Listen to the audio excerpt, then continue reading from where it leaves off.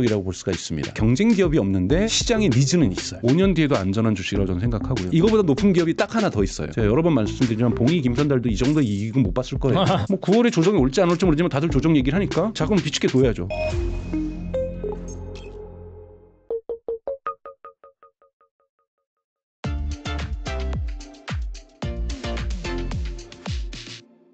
그리고 삼성전자에 이어서 LG에너지솔루션도 최근 해외에서 6조 원 규모의 LFP 배터리 수주 계약을 체결했는데 그 상대가 테슬라의 가능성이 높다 그렇게 이제 얘기가 나오고 있더라고요. 테슬라죠. 네. 네, 그래서 LG엔솔의 이번 수주 어떤 의미가 있을까요? 그러니까 우선 왜 테슬라가 LFP 배터리를 한국 기업하고 함께 생산하려고 하는지 그리고 독자 생산하려고 하는지를 보셔야 됩니다. 이거는 아무래도 LFP 배터리의 수요는 지금 전세적으로 되게 커지고 있죠. 첫 번째 수요가 커지는 것은 ESS라고 볼 수 있습니다. 원래도 재생에너지 산업의 에너지 전력 생산이 많아지면서 ESS는 반드시 필요했어요. 근데 미국에서 ESS에 대한 수요가 더욱더 폭발적으로 증가하는 이유는 데이터 센터 때문입니다. AI에 대한 수요가 폭발적으로 증가하면서 지금 전력 공급망이 대단히 불안한 상태에 있는 거고 메타의 대표인 저커버그 같은 경우에도 AI 산업에서의 병목 현상은 엔비디아 칩이 아니라 자신들은 돈이 많고 뭐 칩 언제든지 살 수 있으니까요. 칩이 아니라 전력이라고 얘기를 하고 있어요. 여러분 예를 들면은 지금 메타가 짓고 있는 수많은 데이터 센터 중에 하나인 프로메테우스라고 하는 데이터 센터가 있습니다. 이 내년에 오픈하는데 여기에 들어가는 전력이 1기가와트시예요. 자, 1기가와트시는요. 원자력 발전소 1기가 필요한 겁니다. 근데 여기에 이 전력을 본인들이 순수하게 만들면 모르겠는데 주변 도시하고 또 나눴을 수도 있는 거고요. 안정적으로 데이터 센터에 전력이 공급되려면 이것이 원자력에 의해서 생산되더라도 중간에 ESS가 요즘 있어야 돼요. 저장을 해야 되니까. 네, 저장을 해서 전력이 만약에 공급이 원활하지 않을 때 데이터 센터에 전력을 공급을 해줘야 되는 거고요. 또 하나는 물론 원자력까지도 포괄할 가능성이 있지만 이러한 빅테크들이 아리백에 다 가입돼 있다는 거죠. 아리백은 재생에너지 100%를 2030년까지 써야 됩니다. 그러면 현재로서는 천연가스 발전소를 쓰더라도 중장기적으로는 여기를 태양광이나 풍력으로 바뀌어야 되는 거고 뭐 정책적으로 함의해서 원자력을 쓰더라도 원자력은 지금부터 해도 보통 7년에서 10년 걸리기 때문에 2030년까지는 원자력 발전소 짓지도 못하거든요. 그러니까 일단은 여러 가지 문제 때문에 ESS가 엄청나게 필요하다는 거죠. ESS가 엄청 필요하다는 거고 또 하나는 테슬라가 중저가 차량을 지금 한 10월 달에 판매를 시작할 거로 예고되고 있지 않습니까? 여기에도 중저가 차량 가려면 3원계보다는 LFP 배터리가 필요하거든요. ESS는 맞아. ESS는 여러분 반드시 LFP 배터리가 들어갑니다. 네. 3원계가 들어가지 않죠. 가격 때문이 아니라 수많은 충전과 방전 이러한 부분들을 하기 위해서는 LFP가 적절하기 때문에 그래서 테슬라가 성장하고 있는 ESS 산업에서 LFP 배터리를 필요로 한다는 거고 두 번째는 2025년 올해 10월부터 판매가 될 모델 Y의 중저가 차량이라고 지금 얘기를 하고 있는 건데요. 보급형 차량에도 LFP 배터리가 필요합니다. 그래야 왜냐하면 전기차의 전체 코스트 중에서 한 50%를 배터리가 차지하고 있기 때문에 배터리 가격을 낮춰야 사실은 자동차 가격을 크게 낮출 수 있는 가장 크게 낮출 수 있는 거죠.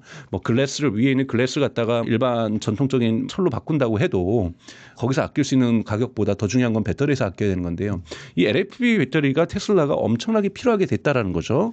그런데 문제는 이 LFP 배터리는 지금까지는 중국에서 특히 CATL이 가장 넘버1 생산자로 있었고 2위가 BYD가 LFP 배터리를 생산하죠. 그런데 이 LFP 배터리를 미국에 수입하려면 이제는 관세를 내야 된다는 겁니다. 관세를 내게 되면 여러분 한번 생각해 보십시오. 20%의 관세를 낸다고 우리 그냥 가정을 하고 또 뭐 25%를 협상을 해서 15%로 줄였다고 해도 그러면 15%만큼 자동차의 영업이익률이 빠지는 거고 그리고 지금 ESS에서 지난 분기 실적 보면은 테슬라가 38%의 영업이익률을 가지고 있어요. 그럼 이 15%를 반납해야 되는 거잖아요. 그러면 뭐 10%를 반납하든 맥스 20%를 반납하든 대단히 영업이익률이 축소될 수밖에 없는 거거든요. 이걸 방지하기 위해서 테슬라가 여러분 CATL과 협력하여 나름 CATL에 있는 공장 설비를 뜯어와서 지금 미국에다가 너바다에다가 지금 LFP 배터리 공장을 짓고 있습니다. 이것은 이제 8월이나 9월부터 가동될 거로 예상되고 있는데 여기서 생산되는 것은 테슬라 자동차에 들어가요. 근데 ESS에 들어갈 LFP 배터리까지는 생산할 용량이 되질 않고 있습니다. 이런 부분을 LG에게 위탁함으로써 LG에게서 지금 되게 물량이 지금 큰 물량이 들어간 이유는 앞으로도 이제 계속해서 LFP 배터리 미국 시장에서는 최소한 트럼프 행정부 기간 동안은 LG 엔솔에 의지할 수밖에 없게 된다는 거고 LG 엔솔에게도 너무나도 좋은 것은 지금 사실은 CATL과 BYD가 가지고 있는 것이 뭐냐면 오버 캐파시티 즉 과잉 생산해 버린다라는 거죠. 과잉 생산이 가지고 있는 것의 거꾸로의 함의는 뭐냐면 평균 생산 단가가 낮아진다는 거죠. 평균 생산 단가가 낮아지기 때문에 이것만큼 가격을 낮출 수가 있습니다. 그러다 보니 과잉 공급을 통해서 가격을 낮출 수는 있지만 옆에 경쟁 업체들 지금 뭐 유럽 기업에 있는 스웨덴에 있는 기업들 문 닫는 이유가 도저히 중국 업체들하고 가격 경쟁력이 안 되는 거고 EU 집행위가 중국 가서 맨날 하는 것이 태양광하고 배터리 좀 제발 좀 과잉 생산 좀 하지 말아라. 이거 부당 경쟁이다. 시장 질서를 왜곡하는 거다라고 얘기를 하고 있는 거잖아요. 이런 상황에서 LG 엔솔 같은 경우에도 LFP 배터리를 포트폴리오에서 늘려가고 있는데 고객사가 적으면 이거를 어떻게 해볼 수가 없는 거잖아요. 네. 그러니까 즉 평균 단가를 CATL 수준과 BYD 수준으로 LG가 맞추길 지금 못하고 있었어요.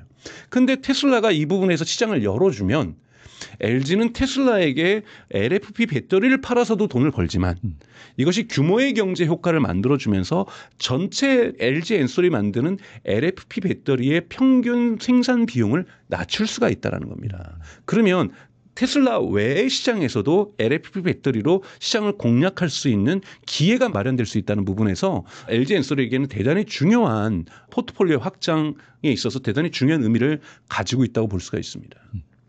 아무튼 간에 뭐 반도체부터 뭐 배터리 최근에 이제 관세 협상하면서 조선까지 네. 계속해서 이 한국 기업들이 이 미국 내 핵심 축으로 자리 잡고 있는 것 같은데 이런 흐름은 좀 어떻게 보시는지 궁금하네요. 이것이 사실은 미중 갈등에서 우리에게 오는 기회죠. 그런데 또 저는 개인적으로 실리를 추구해야 된다고 저는 생각하고 있습니다. 외교도 실리 외교를 해야 되고 경제도 실리 외교를 해야 되고 저는 필요하다면 박쥐가 되어야 된다고 생각을 합니다. 네. 저희가 또 중국 시장도 포기할 수 없잖아요. 중국도 우리가 많은 수출을 하고 있고 많은 돈을 벌고 있고 중국에서 중간재도 많이 들여와서 저희도 또 산업 수출하는 이러한 역할을 하고 있기 때문에 미국에게는 분명하게 저는 기회가 열리고 있었던 거고 첫 번째 이 기회를 열었던 건 현대자동차하고 기아자동차죠. 사실은 중국의 전기차들이 미국으로 수입이 안 되면서 관세가 100%가 넘었잖아요. 바이든 행정부 때도 이미. 그러다 보니까 현대나 기아차에게는 천운이 따랐던 거죠. 그러면서 미국 시장에서 전기차가 규모 있게 팔리면서 유럽과 미국에서 정말 한국에선 팔리지도 않는 전기차를 정말로 많이 팔면서 현대기아차가 정말 발전의 모멘텀들을 마련할 수 있었던 것들 이것도 미중 갈등에서 우리에게 벌려졌던 작지 않은 큰 값진 틈새였다고 저는 생각이 들어요. 이 틈새가 이제 조선업에도 열리는 거고 이 틈새가 지금 배터리에도 열리는 거고 이 틈새가 사실은 이거는 바이든 행정부 때 있었던 거죠. 미중 갈등은. 그러면서 사실은 칩 액트에 의해서 반도체법에 의해서 사실은 삼성이나 SK 하이닉스가 미국에 공장 짓는 것도 보조금을 바이든 정부부터 받았던 거고 트럼프 정부에서도 이 보조금은 줄이지 않았잖아요. 전기차 보조금은 줄였어도 반도체 생산 기지를 이것도 하나의 제조업이기 때문에 미국으로 옮기겠다는 취지에서 바이든 행정부에서 정말 몇 안 되는 트럼프 정부에서도 지속되는 정책이 칩 액트. 이런 부분이고 여기에서 틈이 열렸고 이것이 지속적으로 미중 갈등 속에서 트럼프 행정부로부터 혜택을 받을 수 있는 이러한 부분이 지금 삼성 반도체에게도 열렸다는 부분에서 한국이 지금 내수 시장도 위축되는 건 말할 것도 없고 사실 수출 경제에도 대단히 흔들린 부분들이 있었죠. 중국하고 경쟁되면서 화학 시장들이 무너진다든지 여러 가지 부분에서 우리가 경쟁력들을 잃어가고 있었는데 이번 미중 갈등 속에서 한국에게 다양한 큰 산업, 한국에서도 되게 중요한 산업이죠. 반도체, 자동차의 배터리, 2차 전지 이런 부분들에서 기회가 생겼다라는 것은 이 기회를 이용해서 그 이후로 더 글로벌로 성장할 수 있는 발판을 마련해야 된다고 저는 보고 있습니다. 네. 좋은 기회로 잘 잡아야겠네요. 네. 테슬라 얘기 좀 해보겠는데요. 네. 테슬라가 2분기 매출과 순이익이 10% 이상 감소하면서 실적 부진을 겪었습니다. 그리고 최근에 7월에 발표된 또 판매량 보니까 중국에서 또 판매량 감소했다라는 얘기 나오고 있고 아무튼간에 이런 상황에서 머스크는 저가형 EV 출시로 뭐 반등의 신호탄을 쏘겠다라고 밝힌 상황인데 현 시점에서 이 테슬라 어떻게 보시나요? 테슬라는 상당히 이제 자동차 기업에서 AI와 로보틱스 기업으로 분명히 성격 전환을 하고 있습니다. 그럼에도 불구하고 자동차가 가지고 있는 사업 부분이 가지고 있는 의미는 두 가지가 의미가 있습니다. 하나는 많이 팔려야 됩니다. 그래야 데이터도 많이 모을 수 있고. 그렇죠. 네. 그리고 여기가 많이 팔려야 여기다가 로보택시, 그러니까 자율주행을 해서 서비스로 돈을 벌 수도 있는 거고요. 그래서 자동차는 계속해서 꾸준히 팔려야 된다는 거가 있고요. 그리고 자동차에서 테슬라가 영업이익률이 꽤 괜찮았었어요. 근데 이번에 2분기 실적에서 사실은 자동차 부분만 떼어놓고 보면 여기에 탄소 배출권을 떼어놓고 보면 영업이익률이 정말 오래간만에 마이너스로 전환됐습니다. 대단히 좋지 않은 거죠. 하지만 누적된 370억 달러에 가까운 캐시플로우가 있기 때문에 프리 캐시플로우가 있기 때문에 견뎌내는 건데요. 뭔 말이냐면 AI하고 로보틱스 기업으로 전환하기 위해서는 막대한 돈이 필요합니다. 투자가. 그렇죠. 네. 카펙스 투자가 필요한데요. 그렇잖아요. 데이터를 모으는 거 그거를 데이터 센터에서 학습시키는데도 엄청난 데이터 컴퓨팅 파워가 필요하고 그걸 위해서 도조 슈퍼컴퓨터를 계속해서 확장하고 있고 여기에도 고급 인재들 인건비 높은 인재들 계속 필요로 하죠. 또 휴머노이드 로봇 얼마나 많이 티머스 여기다 R&D 투자가 있어야 됩니까? 정말 말도 못하게 있어야 되죠. 이거를 제조하려고 생각해 보십시오. 이것의 벤더들하고 같이 협업하면서 부품 하나 하려고 하면은 정말 웬만하면 큰 투자 받지 않으면 이거는 망하는 될 수가 없는 사업이잖아요. 중국 정부가 얼마나 휴머노이드 사업에 국가가 지원을 해주고 있습니까? 이제는 테슬라는 국가 지원을 못 받는 상태에서 휴머노이드를 자기가 벌어서 만들어야 되는 상황이고요. 로보택시도 마찬가지잖아요. 지금 텍사스 오스틴에서 로보택시를 지금 작동시키고 있고 캘리포니아에서도 이제 작동을 시키고 있는데 여기에 백오피스까지도 만들어야 됩니다. 백오피스라는 건 뒤에 그건 법제화되어 있거든요. 규제 상황 속에서 최소한의 백오피스를 운영하면서 이 모니터로 다 봐야 되죠. 그리고 그것들을 지금 현재는 당장 못 보더라도 계속해서 운영 테스트 해야 되죠. 옆에 안전감독관 당분간 앉아 있어야 되죠. 엄청난 비용이 든다라는 거예요. 이 비용들을 감당하기 위해서는 어딘가에서 돈을 벌어줘야 되잖아요. 근데 지금까지는 누적된 벌어놓은 돈이 있어서 이것들을 메꾸고 있는데 사실은 자동차 기업에서 이런 KPX 투자가 이렇게 높은 기업은 없습니다. 전 세계에. 그렇죠. 그러니까 이런 부분을 방대하게 하고 있는 건 훌륭하게 해내는데 자동차 부분에서의 매출이 안 좋으면 이 부분이 흔들릴 수 있는 거죠.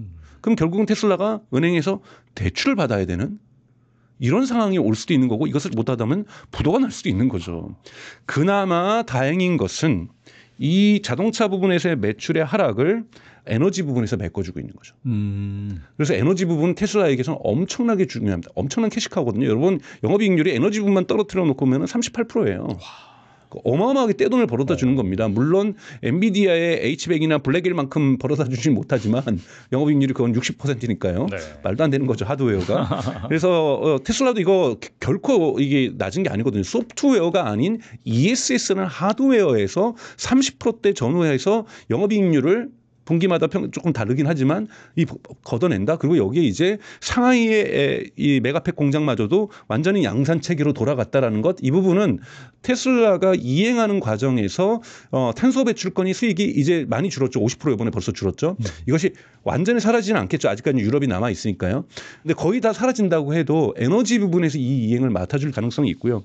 두 번째는 저는 3분기부터 나빠지지 않을 거라고 봐요. 3분기에서 테슬라 모델 Y나 특히 미국 시장에서 뭐 중국 시장에서는 경쟁이 지금 치열해지고 있는 부분이 없잖아 있기 때문에 조금 줄어드는 것 그건 큰 문제라고 저는 생각하지는 않습니다. 왜냐하면 이제 중국 시장을 대응하기 위해서 모델 3개가 지금 출시하잖아요. 하나는 보급형 저가형 모델도 중국 시장에서 판매됩니다.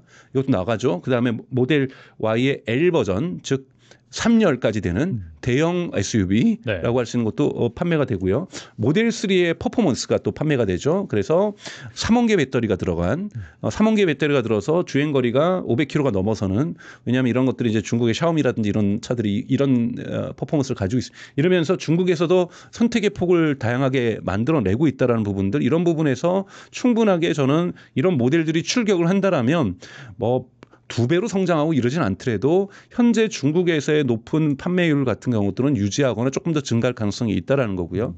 그리고 이제 미국 같은 경우에는 보조금이 이제 9월 말일 날 끝나죠. 그렇기 때문에 사실은 사람들이 선행 구매를 하려고 할 거예요. 10월, 11월, 12월에 살려는 사람들은 7,500달러 못 받기 때문에 선행 구매를 하려고 하기 때문에 조금 더 매출이 좀 늘어날 거라고 보고 있는 거고요.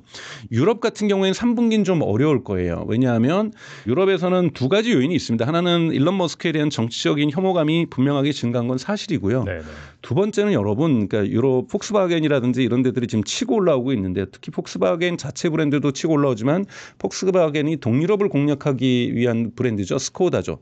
스코다라는 브랜드에서도 전기차를 만들고 있는데 주로 원래는 동유럽 거를 산 거죠. 체코 브랜드를. 그래서 이런 여기에서도 전기차가 잘 되고 있고요. 폭스바겐도 되게 저가형 전기차를 만들면서 지금 선방을 하고 있고 그다음에 르노나 시트로엔 같은 경우에도 푸조 같은 경우에도 중저가형 전기차를 지금 유럽에다 판매를 하고 있고 심지어는 피아트도 중저가 차량을 지금 유럽에다 판매를 하면서 사실은 중저가 차량으로 물론 BMW나 벤츠는 존재하고 있지만 이 전기차의 시장 구조가 중저가 차량으로 확대되고 있어요. 그런데 테슬라는 여기에 FSD도 못하고 차량은 비싸고 또 브랜드에 대한 이미지도 훼손됐고 이러다 보니까 지금 유럽 시장에서 좋지 않은 결과를 보여주고 있는 건 사실인 거고요. 이거보다 더 근데 악화되지는 저는 않을 거라고 보고요. 그래서 4분기에 출시되는 중저가 보급 차량은 대단히 중요하다고 좀 보고 있습니다. 4분기에 출시할 수밖에 없는 것이 제가 경영자라도 4분기에 출시할 것 같아요. 3분기 출시한다라는 것은 지금 모델 Y를 열심히 살려고 하잖아요. 미국에서 특히. 네. 그런데 거기다 $7,500에다가 찬물을 끼얹은 거죠. 그러네요, 진짜. 네, 그러니까 그거는 그때까지 팔 수 있도록 놔둬야 되는 거고 또 하나 미국에서 중저가로 가기 위해서는 LFP 배터리가 양산이 많이 돼야 됩니다. 그러면 그 공장이 완공되는 8월 달을 기다릴 수밖에 없는 거고요. 완공된다고 해서 바로 또 배터리가 양산되는 게 아니잖아요. 시행착오 겪으면서 한 달은 최소한 걸립니다. 그러면 9월 달 중순부터 쏟아져 나올 거라고 보는 거고 빨라야. 그러면 이 배터리가 테슬라 차량으로 들어가서 보급형 차량이 들어가서 10월 달부터나 판매가 될 수 있는 거고요. 자, 이렇게 되면 10월 달부터 전 세계적으로 테슬라의 중저가 차량이 등장하는 거고요. 자, 중저가 차량이 등장하게 되면 여러 가지 무조건 긍정적인 요소만 있는 게 아니에요. 저만 해도 그러면 모델 Y 주니퍼 안 사고 중저가 차량 사야지. 이거 뭡니까? 이걸 카니발리제이션, 그렇죠. 그러니까 즉 잠식 효과죠. 즉 결국은 그렇게 되면 모델 Y 주니퍼의 판매가 떨어질 수가 있어요. 그런데 테슬라한테 지금 중요한 것은 물론 중저가 차량이 영업 마진율이 좀 떨어지긴 합니다만 자동차 총량이 많이 판매되는 게 중요합니다. 왜 중요하냐? 첫 번째 데이터를 많이 모을 수 있습니다. 그렇죠. 그래야 자율주행 기술이 더욱더 진화할 수 있으니까요. 그러니까 이 모든 차량에서는 데이터가 수집되고 있으니까요. 이것이 웨이모 대비 테슬라가 가지고 있는 가장 전 세계에서의 테슬라의 자율주행의 가장 강점은 데이터가 어마어마하게 많다라는 거고 데이터가 꾸준히 늘어난다라는 거죠. 많은 양으로. 그렇기 때문에 자동차 판매가 대단히 중요하다는 부분에서 총량 판매가 줄어들지 않고 증가한다라면 심지어는 모델 Y의 주니퍼의 잠식 효과가 발생한더라도 이것이 판매가 마이너스가 되더라도 전체 합친 모델 Y 그룹의 이 계열의 판매량이 늘어난다는 건 테슬라에게 좋은 현상이 될 수 있고 이 중저가 차량이 나온다는 건 유럽과 중국에서 특히 판매량이 늘어날 수 있다는 가능성들을 분명하게 보여준다고 볼 수가 있고 미국 같은 경우에도 $7,500의 보조금이 사라졌을 때 그래도 전기차를 타고자 하는 수요가 분명하게 존재하고 있기 때문에 이 사람들이 선택하는 선택지가 늘어난다는 점에서 $7,500만큼은 저렴해질 거라고 좀 보고 있어요. 미국에서는 최소한. 그래서 물론 이제 모델 Y 주니퍼를 살 수 있는 걸로 돈으로 중저가를 사야 되는 아쉬움은 있겠지만 보조금이 사라져서 그나마 미국 시장에서 어느 정도의 매출 하락을 여기는 방어 정도는 해줄 거예요. 방어 정도는 해줄 거고 중국이나 유럽에서는 매출 성장이 가능해질 수도 있다고 저는 봅니다. 총 매출 성장이 자동차 부분에서. 이런 부분에서 계속해서 하락하고 있는 1분기, 2분기 하락하고 있는 자동차 판매량에 브레이크가 걸릴 수 있다는 점. 3분기에서는 더 이상 크게 올라가지 않더라도 더 이상 하락하지 않을 가능성이 존재하고 있는 거고 이것이 4분기부터는 다시 상승할 수 있다는 점 부분에서 저는 테슬라의 주가라든지 뭐 이런 여러 가지 측면에서도 올해 4분기가 대단히 중요한 분기라고 저는 보고 있습니다.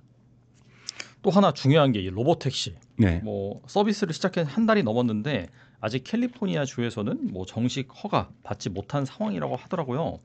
이 로보택시 현황 어떤지 이게 정말 테슬라의 반전의 카드가 될 수 있을지 궁금하네요. 무조건 저는 죄송한 얘기인데 이런 얘기해서 바이어스가 있습니다. 반전의 카드라고 생각합니다. 우선은 캘리포니아에서 지금 주행을 시작했습니다. 그런데 이제 아직까지 공식 허가가 아닙니다. 왜냐하면 캘리포니아의 주법에는 그러니까 즉 일론 머스크가 기다렸던 거는 트럼프 행정부랑 이렇게 싸바싸바 잘해서 하고 싶었던 거는 이 주별로 차별화된 규제를 그냥 연방 단위에서 단일화해서 연방 어디서든지 시험 한번 봐가지고 합격하면 어디서든지 로보택시를 하길 바랬던 거죠. 그게 베스트네요. 네, 근데 그건 안 됐던 거고 그러다 보니까 이제는 각계 격파에 나선 겁니다. 각계 격파에 나섰는데 캘리포니아 주법은 웨이모가 그걸 통과한 거예요. 통과하기 직전에 자율주행이 되는 차량으로 거기에 감독 운전자가 앉아서, 그러니까 감독 운전자가 앉아서 운전하지 않더라도 그 운전석에 앉아서 5만 마일을 달리는 것을 입증해야 돼요. 그 한국으로 하면 8만 킬로 정도 됩니다. 그러면 뭐 차량을 여러 대 돌리면 되는 거니까요. 그렇긴 하겠네요. 그래서 네. 저는 빠른 시간 내에 될 거라고 보는데 여기에는 운전자가 앉아 있어야 돼요.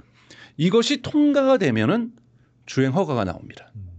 그러면 이 부분까지 기다려야 되는 거고, 텍사스 같은 경우에는 그 운전석에는 앉지 않더라도 옆좌석에 앉아 있어야 돼요. 운전 감독관이 앉아 있어야 됩니다. 차량 안에 네. 어디에 있던.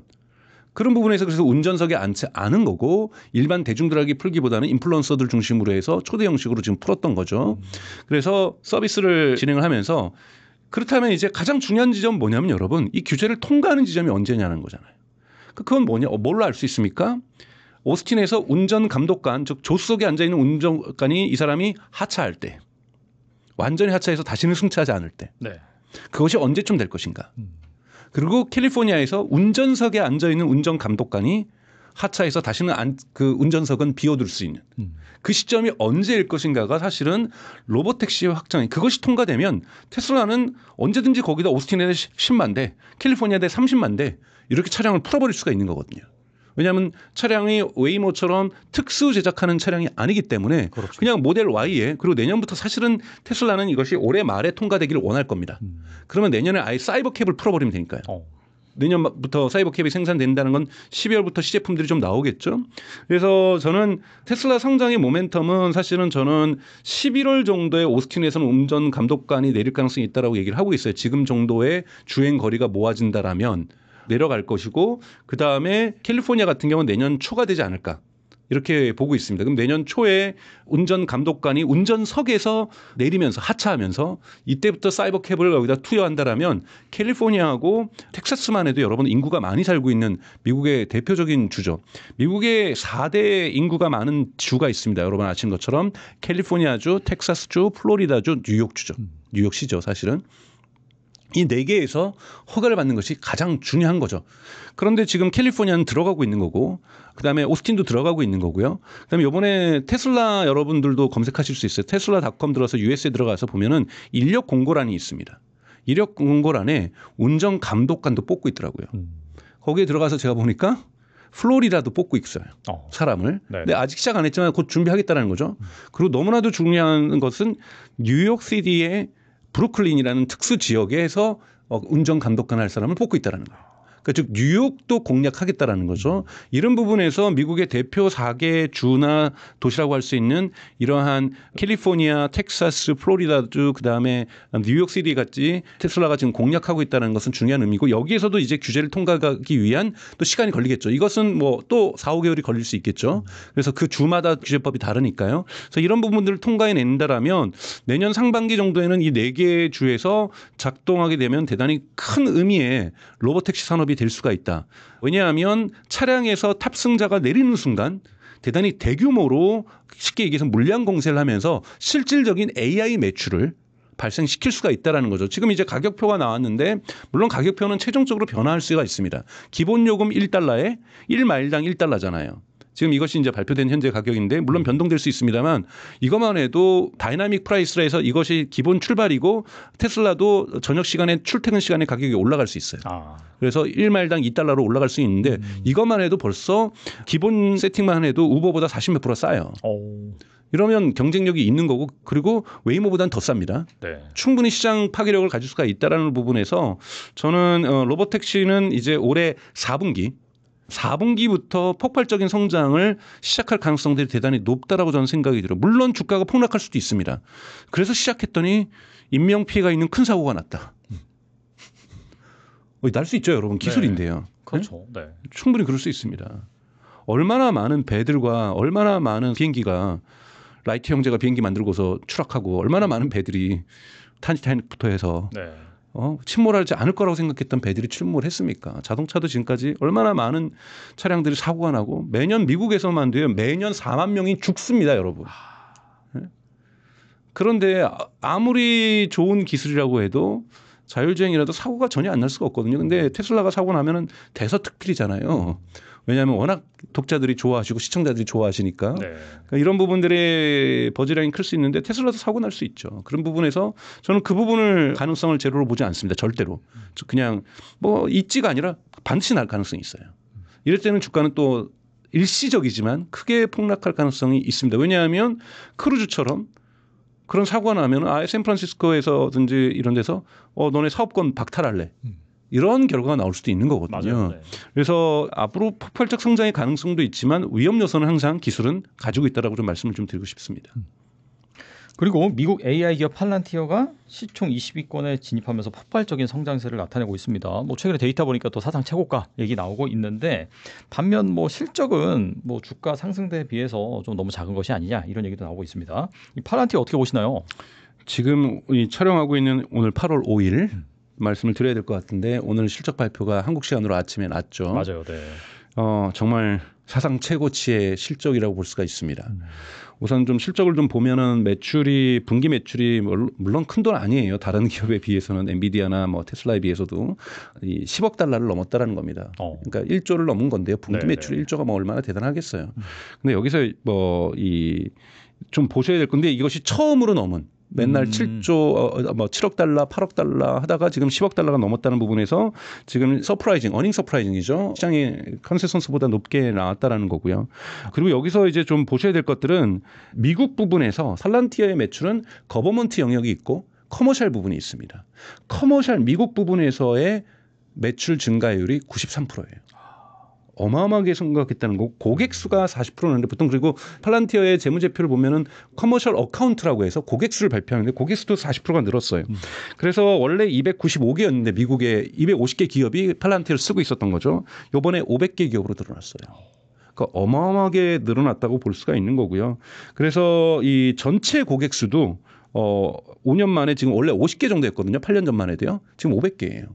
그러니까 이러한 부분들이 계속해서 늘어나고 있고 이번에 어닝콜 그러니까 카펙스 알렉스 카프가 있었던 어닝콜에서 알렉스 카프가 뭐라고 그랬냐면 2030년까지 이 800개를 7,000개 만들겠다. 커머셜 기업 고객 수를. 예를 들면 여기에는 HD 현대는 이미 끼어 있는 거죠. 그러니까 이러한 고객 수를 7,000개로 늘리고 2035년에는 또 5년 만에는 7만 개로 늘리겠다. 어마어마한 고객 수를 커머셜 부분에서 늘리겠다는 부분에서 대단히 성장 가이던스가 또 좋았습니다. 그래서 지금 사상 최고가를 찍었고 애프터 마켓에도 찍고 있죠. 그러니까 이렇게 지금 찍고 있는 부분들이 있다라는 거고요. 그리고 또 하나 팔란티어에는 AIP라는 게 있습니다. AI 플랫폼이라고 해서 이 AIP는 정말 팔란티어가 머리를 잘 쓴 거예요. 예를 들면 기업에서 요즘 다 AI 트랜스포메이션 하고 싶어 해요. AI 트랜스포메이션이라는 것은 기업에다가 업무에다가 AI를 적용해서 업무 효율화를 높여내는 거거든요. 네. 그런데 진짜 맨 땅에서 업무 효율화를 하려고 하면은 본인들이 가지고 있는 기존 시스템에다가 AI가 잘 안 맞아요. 되게 어렵게 되고 대부분 실패합니다. 네. 근데 팔란티어의 비싼 가격에 파운드리라고 하는 운영체계죠. 기업 운영체계라고 보시면 돼요. 여러분. 파운드리는 고담이라는 것은 국가 운영체계, 군대 운영체계, 경찰 운영체계라고 볼 수 있죠. 이미 운영체계를 팔란티어를 바꿔놨어요. 여기에다가 우리 이 부분에 AI 좀 도입하고 싶어. 여기에 우리 AI 도입하고 싶어. 그러면 개별적으로 서비스를 구매합니다. 그럼 여기에 전환이 이루어지는 거고 성공적으로 이루어져요. 상대적으로. 그러니까 이 AIP에 대한 매력도가 대단히 높습니다. 왜? 파운더리가 전제되어 있기 때문에. 운영체계가 전제되어 있기 때문에. 그렇잖아요. 우리가 운영체계가 안정적이에요. 여러분들이 거기다 각종 앱을 사서 앱이 잘 작동될 거 아니에요. 요즘 많이 좋아졌지만 윈도우즈 운영체계의 과거의 문제점이 뭡니까? 거기다 뭘 깔면은 자꾸 충돌 일어나면서 프로그램 다운되고 저장하지 않았는데 컨트롤 S 안 눌렀는데 지가 문 닫아버리고 이런 일이 발생하는 거잖아요. 네. 그리고 제가 껐는데 업데이트 하란 말도 안 했는데 업데이트 하겠습니다. 이렇게 나오는 거잖아요. 운영체계가 안정적일수록 여기에 앱들이 잘 붙습니다. 그러니까 이 운영체계가 팔란티어가 점점 진화하고 있는 상태에서 개별 AI 솔루션들이 잘 붙고 있는 거죠. 이런 부분에서 매출 성장도 있는 거고요. 그래서 팔란티어의 이 성장 전망은 좋다. 보통 성장 전망을 볼 때 룰 오브 40라는 단어를 씁니다. 매출 성장률하고 영업이익률을 합쳐요. 그래서 이것이 40이 넘으면은 성장주라고 얘기를 해요. 그리고 40이 넘으면 좋다라고 얘기해요. 작년 2024년 3분기 때 팔란티어가 38, 60을 넘었습니다. 근데 작년 여러분 기억나시죠? 3분기 발표 그 60 넘었다는 거 발표부터 팔란티어 주가가 올라서 지금 1년 만에 지금 500% 올랐잖아요. 어마어마하게 오른 겁니다.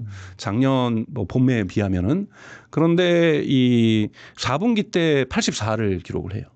그리고 이번 1분기 때도 80 몇 달을 기록을 합니다. 더 성장해서. 이번 2분기 나왔어요. 94. 어마어마한 겁니다. 여러분 물론 이거보다 높은 기업이 딱 하나 더 있어요. 인류에. 엔비디아. 120%입니다. 왜냐하면 영업이익률을 더하는 거기 때문에 엔비디아는 영업이익률이 60%잖아요. 네. 그러니까 기본이 60이에요. 그래서 엔비디아를 쫓아갈 기업은 없습니다. 엔비디아가 탑이고요. 두 번째가 이 팔란티어라고 볼 수 있습니다. 그래서 팔란티어의 성장 가능성은 매우 높습니다. 다만 팔란티어의 흔히 말하는 포워드 P 레이쇼가 그러니까 앞으로 이제 매출 성장률 대비해서 매출 규모 대비해서 이 주가를 하게 하면은 200이 넘어요. 그러니까 너무 좀 흔히 말하는 하이 밸류에이션, 그러니까 기업 평가, 기업 가치가 너무 지나치게 높다라는 단점 분명하게 존재하고 있어요.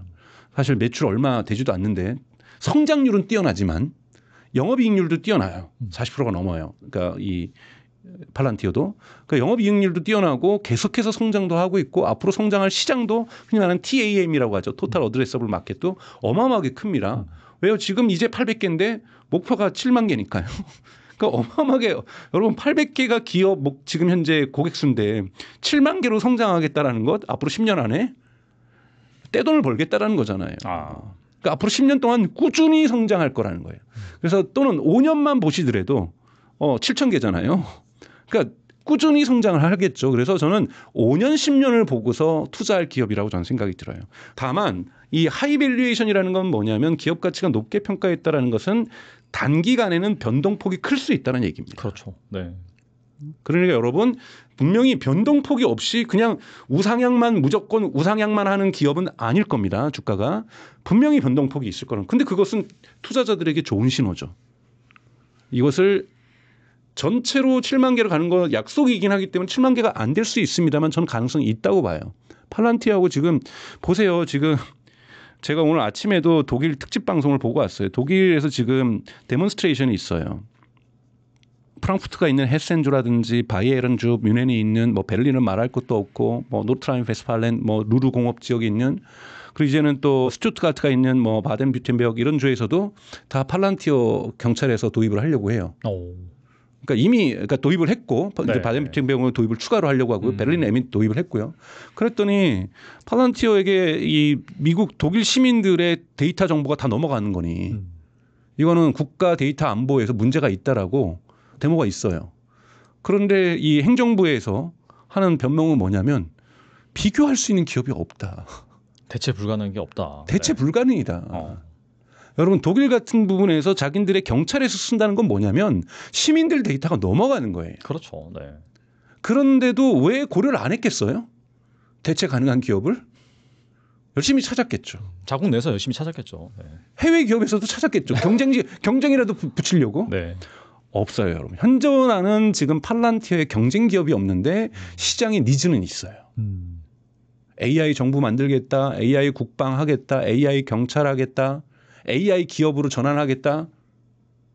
시장의 수요는 폭발적으로 증가하고 있는데 대체 기업이 없다라는 것. 전 7만 개 성장의 가능성 또는 뭐 7만 개는 아니더라도 7천 개까지 성장하는 것. 저는 충분히 가능성이 있다고 보고 있습니다. 그러니까 이것이 독일에서의 어제 있었던 뉴스 보도의 사례가 저는 보여주고 있다라는 거예요.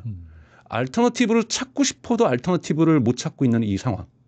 이 상황을 보신다라면 당분간 성장 가능성이 있다. 하지만 평가가 되게 높기 때문에 단기간에 출렁임이 있을 것이다. 그럼 거기에 맞는 여러분들이 현명한 투자 전략을 세운다라면 저는 중장기적으로 팔란티어는 대단히 투자자분들에게 리턴이 확실한 그런 기업이 되지 않을까 이렇게 생각하고 있습니다. 아무튼 간에 AI의 제2의 사막이 열리는 지금 뭐 테슬라, 엔비디아, 팔란티어 이런 기업들이 화제가 되고 있는데 이외에 다음 주자가 될 기업이나 뭐 밸류체인 좀 그런 발굴할 팁이라든지 그런 섹터라든지 뭐 그런 기업들 뭐가 있을까요? 우선은 AI 기업들에 집중하시는 게 맞죠. AI와 관련된 모든 기업들을 보시는 게 낫고 엔비디아 저는 기본 포트폴리오로 담아가야 될 주식이라고 저는 생각이 들어요. 그러니까 엔비디아는 앞으로도 계속 시장 점유율은 줄어들 수 있지만 엔비디아에 저는 매출이 줄어들 거라고 저는 생각하지는 않습니다. 그래서 물론 가장 중요한 건 성장의 속도죠. 성장의 속도도 빠를 거라고 봅니다. AI 경제는 이제 시작된 거예요. 저는 2막이 시작되고 있다고 말씀하셨던 것처럼 2막이 시작되고 있다는 거고 B2C 시장도 지금 열리기 시작하고 있는 거고 B2B 시장에서는 이미 시장이 크게 확장되고 있는 것을 이번에 누가 입증했습니까? 마이크로소프트 애저의 성장률이 36%였고 그다음에 이 구글 클라우드가 35%였고 AWS의 성장률이 17.5% 이것만 해도 높은 건데 왜냐하면 AWS가 시장 넘버 1이잖아요. 네. 넘버 1인데 17.5%만 해도 좋은데 야 2위나 3위는 30%씩 넘겠는데 너네는 17%밖에 못했어? 해서 주가가 지금 아마존이 떨어진 거잖아요. 근데 이게 뭡니까? 다 AI 매출이라는 거예요. 기업들이 AI에 관련되는 걸 실행하기 위해서 클라우드로 계속 오기 시작하는 거고 이번에 엔비디아가 마이크로소프트에 주장한 게 뭡니까? 코파일럿 즉 챗GPT의 기업용 버전을 마이크로소프트에서 이름 바꿔서 제공해 주고 있죠. 이것의 MAU 이거 다 유료입니다. 여러분 무료가 아니에요. MAU가 물론 이제 끼어 팔기를 하죠. 그러니까 코파일럿을 무료로 쓰기 위해서는 클라우드로 간다든지 뭐 여러 가지 있습니다만 1억 명을 넘어섰다라는 거예요. 기업에서 열심히 쓰고 있다는 거잖아요. 그러니까 즉 AI가 거품이 아니라 실제 경제에서 중요한 역할을 B2B 시장이나 B2C 시장에서 하기 시작한다라는 거고 그러면 데이터 센터는 더 필요하다라는 거고 이런 부분에서 엔비디아의 성장세를 의심할 수 없다. 여기에 NPU 경쟁자가 아무리 나타나고 ASIC 컴퓨터로 만드는 뭐 칩이 드러나는 TPU라든지 이런 것들이 브로드컴이나 마블 테크놀로지에서 만들더라도 AMD가 공략을 하더라도 시장 사이즈가 커지기 때문에 엔비디아의 매출은 물론 엔비디아의 이 높은 60%라는 말도 안 되는 이 영업이익률 하드웨어를 만들면서 인류 역사상 없었던 기업이죠. 제가 여러 번 말씀드리지만 봉이 김선달도 이 정도 이익은 못 봤을 거예요. 그건 뭐냐면 그만큼 고가라는 거고 가격을 깎을 수도 있는데 안 깎고 있다는 거잖아요. 엔비디아가. 60% 보면 전 세계를 위해서 40%만 영업이익률 가고 20%만 깎아도 얼마나 전체 경제에서 효율성이 높아지겠는데 엔비디아 끝까지 60% 고사하고 있는 거는 뭐냐면 아직 우리를 경쟁할 기업이 없다라는 거죠. 근데 여러분 설계를 마치고 생산돼서 퍼지는 데까지 보통 리드 타임이라고 하죠. AI 가속기 관련된 것들이 보통 맥스 2년까지도 걸립니다. 그러면 엔비디아는 앞으로 2년 동안은 지속 성장한다라는 거예요. 영업이익률도 계속 높은 채로 이런 부분을 좀 보실 필요가 있다라는 말씀을 드리고 싶고 아니 마이크로소프트나 메타나 아마존이나 구글 다 좋아요. 근데 여기에는 이제 공격이 있죠. 챗GPT가 이제 본격적으로 컨슈머 시장으로 들어가기 시작하면서 SNS도 하려고 하죠. 그럼 메타 공격할 거고 저는 메타가 잘 방어할 수도 있다고 봅니다. 누가 이긴다는 얘기 말씀드리는 건 아니에요. 그러니까 도전이 조금씩은 있어요. 구글에도 검색 시장 지금 도전하고 있는 거고요. 아마존도 지금 오픈 챗GPT가 미국에서는 장바구니 서비스를 도입을 했습니다. 챗GPT 열면 장바구니가 있는 거예요. 그러니까 다른 데 가서 구매하면은 챗GPT가 자기 장바구니에 담아요. 여기에서 물건을 구매하고 주문할 수 있고 배송 조회를 할 수 있는 이런 쇼핑 서비스에도 지금 공격을 시작을 한 거고 있는 거고요. 이런 부분에서 이런 기업들은 조금의 중장기적인 단기적인 리스크 아닙니다. 리스크가 있죠. 이거를 챗GPT랑 전쟁에서 그들이 이긴다라면 정말 저는 이러한 기업들도 성장할 거라고 보고 있는 거고 이들이 실패한다라면 위협을 당할 거라고 저는 보고 있는 거고요. 그리고 좀 인프라스트럭처로 온다면 AI 전력도 좋을 거라고 보고 있고 엔비디아를 둘러싼 밸류체인이 있습니다. 그러니까 엔비디아가 혼자서 독불장군으로 칩을 다 만드는 게 아니잖아요. TSMC 없으면 엔비디아 못 만들잖아요. 그래서 TSMC도 여러분 룰 오브 40가 좋습니다. 룰 오브 40가 80이 넘죠. 이번에 물론 그것을 팔란티어가 추월한 거지만 네. 그래서 TSMC도 대단히 좋은 기업이고요. 당연하게. TSMC가 공장을 돌리기 위해서는 다양한 반도체 장비가 필요합니다. 그중에 하나가 ASML이죠. 근데 ASML의 문제점이 뭐냐면 우선 중국 시장을 잃어버렸다는 거하고 두 번째는 ASML은 워낙 고가고 영업이익률이 높긴 합니다만 에브리데이 홀리데이 그 ASML의 노광 장비가 필요한 건 아니거든요. 공장을 증설할 때 나노 과정을 증설할 때, 그러니까 3나노에서 2나노 할 때, 뭐 7나노에서 5나노 할 때, 이때 필요한 거잖아요. 이러한 부분에서 이 흔히 말하는 사이클이 빠르지 않다라는 거죠. 이런 부분이 이제 ASML의 조금의 단점이라고 저는 보고 있고 또 한국 사람들이 투자하기에는 네덜란드 주식 투자하기가 조금 쉽지 않다라는 거가 좀 있고요. 그런데 예를 들면은 케이던스 디자인 시스템스라고 하는 소프트웨어가 있어요. 이거는 엔비디아도 쓰고 브로드컴도 쓰고 있고 마블 테크놀로지도 쓰고 있고 그다음에 테슬라도 쓰고 있습니다. 이 설계 도면을 가지고 설계도를 그리는 거거든요. 칩 설계를. 이건 반드시 써야 돼요. 그러니까 이런 기업들 당연하게 같이 올라가죠. 어느 정도로 이것을 근데 이거를 설계 플랫폼이라 그래요. 왜 설계 플랫폼이라고 얘기를 하냐면 엔비디아에 있는 연구원이 이 기능으로 칩 설계를 막 해요. 그러면 바로 이 케이던스 디자인 시스템스에 있는 이 케이던스라고 그냥 단순하게 얘기를 하면은 이것이 TSMC까지 연결되어 있습니다. TSMC에서 바로 답 줘요. 그거는 제작 못함. 그거는 제작 가능. 이런 식으로 이 제작 설비하고도 연결되어 있는 소프트웨어예요. 대단히 강점이 있는 거죠. 쓸 수 있는 거고 또 제가 이제 얘기하고 있는 기업들 중에는 어플라이드 마테리얼스라는 기업이 있습니다. 미국 나스닥에 상장된 이 기업 같은 경우에는 흔히 말하는 HBM과 엔비디아의 GPU와 후퍼칩을 이걸 패키징하는. 여러분 이 패키징이 대단히 어렵습니다. 이 패키징 기술 지금 대부분 대만에 있는 TSMC에 있는 거잖아요. 그래서 여기에도 장비가 필요한 거죠. 이 패키징하는 장비를 만드는 기업이 어플라이드 마테리얼스라는 거죠. 그러면 당연하게 TSMC가 성장하고 엔비디아가 성장하고 TSMC가 성장하는 건 엔비디아뿐만 아니라 AMD도 TSMC에 맡기니까요. 이런 거 할 때마다 패키징 기술은 다 필요할 거 아니에요. 이 장비를 대고 있는 세계 2위 물리적 반도체 장비 업체가 어플라이드 마테리얼스입니다. 1위가 ASML이고. 그럼 당연하게 같이 올라가겠죠. 특허 라이센스도 많이 가지고 있고. 그다음에 이제 테라다인이라는 기업도 있습니다. 미국 나스닥에 상장된 테라다인 같은 경우에는 테스트라는 거예요. 반도체가 잘 만들어졌는지 또는 납품 받기 전에 이 부품이 제대로 들어가서 작동하겠는지. 삼성 너희는 땡 할 때 테스트하는 기계가 테라다인이에요. 삼성은 테라다인의 테스트를 통과해야 엔비디아에 들어가는 거죠. 이런 테스트 장비도 계속해서 쓰겠죠. 왜냐하면 품질 검증을 한 번 하는 게 아니라 계속 하거든요. 그러니까 이런 부분들이 이런 밸류체인들 그다음에 말씀드렸던 팔란티어 뭐 테슬라 이런 기업들 다 AI 관련 기업들은 저는 중장기적으로는 계속해서 성장할 수밖에 없는 기업이다. 물론 미국의 전체 매크로적인 영향에 의해서 조정이 올 수도 있고 다 내려가겠죠. 그러면 뭐 4월 달에 리버레이션 대비해가지고 트럼프가 종이 쪽지 나와가지고 상호관세 얼마 했더니 다 내려갔잖아요. 맞아요. 그거는 이길 수가 없는 겁니다. 그러한 조정들은 이길 수가 저는 없다라고 저는 생각이 들고 세계 정세에 따라서 이거는 변동될 수밖에 없는 거고 그래서 여러분들이 매크로도 같이 공부하고 계시는 거잖아요. 그래서 이러한 매크로적인 영향을 뺀다라고 한다라면 AI 기업은 저는 버블이 터지거나 이런 것이 아니라 거품을 뚫고 지금 현재 착실하게 내실을 다지고 있는 단계고 급팽창하고 있는 단계고 전 세계적으로 거스를 수 없는 이러한 역사적 흐름을 타고 있다라고 보고 있습니다. 그렇기 때문에 2막이 시작됐다고 얘기되는 거고 앞으로도 3막, 4막, 5막이 남아 있다라고 생각하고 있기 때문에 이런 AI 관련주들을 열심히 좀 찾아보시면서 어차피 여러분들이 개인 투자를 하실 때 뭐 20개 주식 갖고 있다 저는 이런 건 정말 추천하지 않거든요. 10개 주를 넘기면 그거 어떻게 재무제표 다 봐요. 저도 힘든데. 저는 적은 것이 좋은 거라고 저는 생각합니다. 이런 부분에서 저는 AI 관련주에 집중하시는 것이 대단히 유의미한 투자 전략이 아닐까 하나에 물론 다른 방법도 있습니다.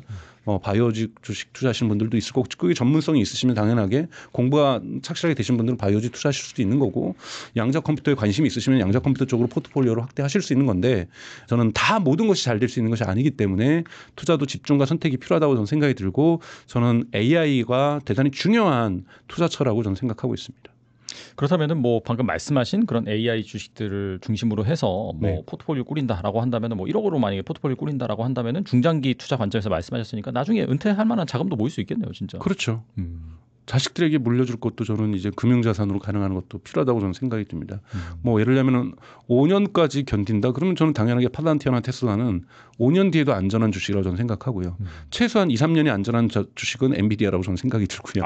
그러니까 뭐 이런 식으로 여러분들이 자금의 성격도 보시고 내가 언제까지 같이 갈 수 있다. 그러면 저는 한꺼번에 주식 사는 걸 권하지 않아요. 저도 주식을 배운 지 얼마 안 됐지만 매달 정액을 사는 거죠.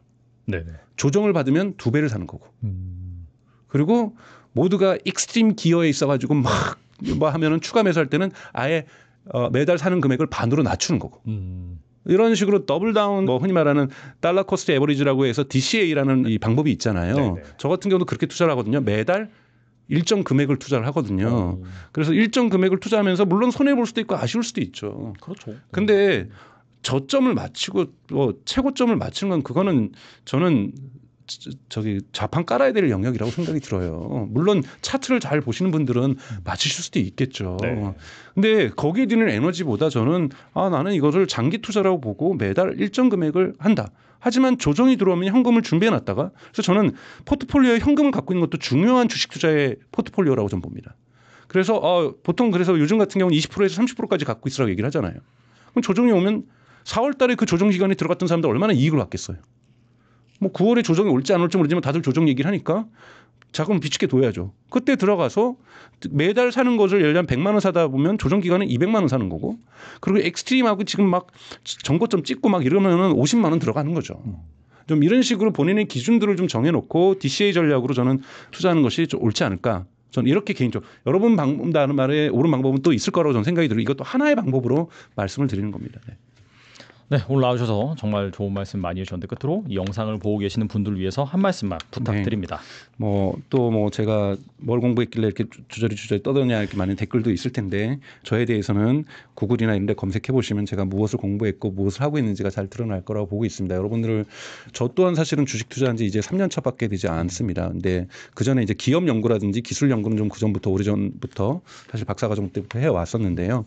투자를 잘하기 위해서도 꾸준하게 공부를 해야 되지만 감정적으로 어려운 시기를 극복하기 위해서도 저는 공부만이 유일한 답이라고 저는 생각이 듭니다. 그래서 여러분들이 저희랑 같이 계속 꾸준히 공부해 나가셨으면 좋겠다는 말씀을 좀 드리고 싶습니다. 네, 마지막 해주신 말씀이 참 인상적입니다. 사실 투자해보시면 심리가 상당히 중요한 걸 다들 깨달으실 건데 이 심리를 잡아줄 수 있는 부분이 정확한 공부 구조, 네. 그 기업이나 그 산업에 대한 이해 그런 부분이기 때문에 그 누구보다도 또 해당 AI 산업이나 자동차 산업에 대해서 뎁스 있게 말씀해 주시기 때문에 꼭 한번 들어보시고 여러분의 흔들리는 투자 마음을 이번 기회에 다 잡으셨으면 좋겠습니다. 네, 지금까지 강정수 박사님 나와주셔서 감사합니다. 고맙습니다.